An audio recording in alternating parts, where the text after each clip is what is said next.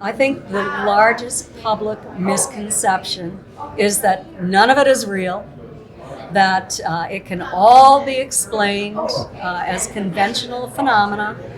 And if you go back and you look at the history of government involvement in the investigation of this, you know that the government took this very seriously dating back to 1946. They did study after study where a high percentage of these craft, 20%, 26%, were true unknowns, 30%. Meaning they didn't know exactly what they were, but they didn't think they originated on this planet. The largest study ever done by the government was done at the Battelle Memorial Institute, 3,201 cases. There was a chi-square analysis on these, a very scientific investigation. In the end, 21.5% of those cases were true unknowns. So the public has been deceived. They think it was only 3%, and you can actually write off that 3%. That's not true. Take a look at those studies. You'll see the evidence. That they believe alien visitors are physical, like we are. That they can just be driving a bus through space, and the thing can just crash, and they end up as dead bodies by the road. That is the biggest misconception, because alien visitors are not physical. They are extra-dimensional in nature. They are non-physical. They are coming here not from other planets, not from other time and space. They are coming here from other dimensions, other locus. And that comes from an FBI document that was written July 8th, 1947. It is available for anybody to look at vault.fbi.gov. And it is telling us the truth about alien visitors. And they are not physical. That's the number one misconception. I think that the biggest misconception that the public has about UFOs and ETs is that they're from outer space.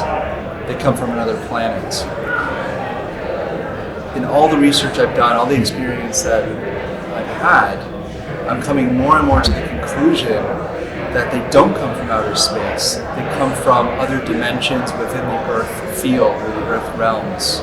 And they've been here for a very, very long time.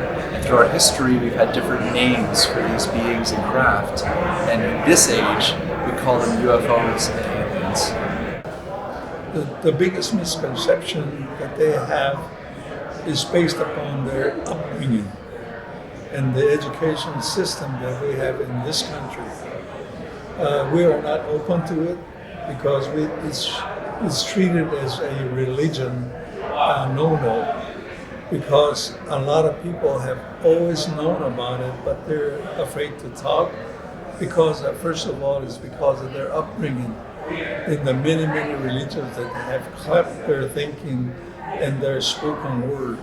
And the second thing is the education system that we have in this country that does not even touch on any of those subjects. Third one is the federal government with the military-industrial complex, and now they also include education, so it's become the military complex, education complex, that does not want to disclose any of this information. I think that the people that are of the opinion or of the idea that the federal government will be the lead agencies to disclose this information, I believe that they're totally wrong. Not just empathetic, but allow for the conversation to occur. If somebody says that they saw something and they want to tell their therapist about it, that their therapist isn't recommending that they be locked up in a padded room, but instead that the therapists, that the people that we go to for help have the knowledge and are not told what isn't true and what is true by the higher ups. So I think Western education, Western health, I think it's very limiting and very lacking in this topic, that if they had more knowledge about it, and they could acknowledge these issues, these people coming to them, and then together we could put more pieces of the puzzle together and build a truth based on the multiple testimonies and witnesses of the same occurrence. when we deal with the aerial phenomenon, I think it's something that is really misconceived. And when we deal with people in the public that are unaware of any of the research, the real work that's been done on this issue, a lot of times they're dismissive of it in a way that UFO seems to have the pop culture baggage of aliens and spaceships and people from other worlds. And while we can't deny that possibility, we also have to see that there is a lot of disassociative traits that people have when those concepts are basically in apprehension with something they feel comfortable with. They don't want to talk about it because it's not within their scope. They filter it out. And that, I think, because of those issues, people are misconceived. So when it comes to the biggest misconception about UFOs, I think it has to do with thinking that they're all alien spaceships, and maybe not even considering the fact that many of them, if not most of the ones that are sighted, are probably very well and in no way alien at all and terrestrial in origin. The obvious answer would be that most humans are afraid. And fear runs really, really deep, but it's more complex than that. So according to the Galactics, Earth is on a level 1 of consciousness, and we're really only using about 10% of our brain capacity. And so when you look into psychedelic research, our brain starts to get more active in more ways. And to manage this, you have to develop over a very long period of time. And so I could say, well, we're just not, our brains are not so active or turned on.